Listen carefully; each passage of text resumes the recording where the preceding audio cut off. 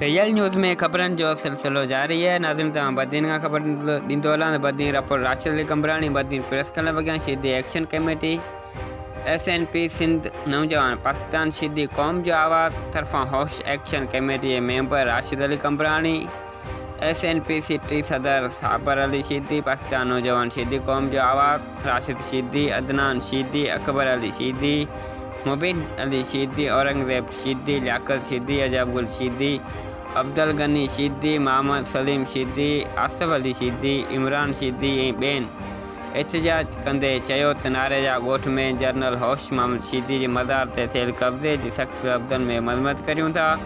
असां सिंध हुकूमत पाकिस्तान के ॿुधाइणु चाहियूं था त सिंध जे अज़ीम हीरे जनरल होश मोहम्मद शहीदी जी क़बर ते कब्ज़ो नाक़ाबिल बर्दाश्त आहे।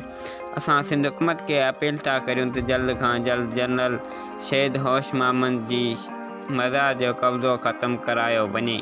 ॿी सूरत में सिंध जा गैरतमंद शहीदी सख़्त क़िस्म जो एहतजाजी तहरीक की शुरुआत कंदा। वधीक ख़बरनि लाइ ॾिसंदा रहो real news social media network आवाम जो आवाज़।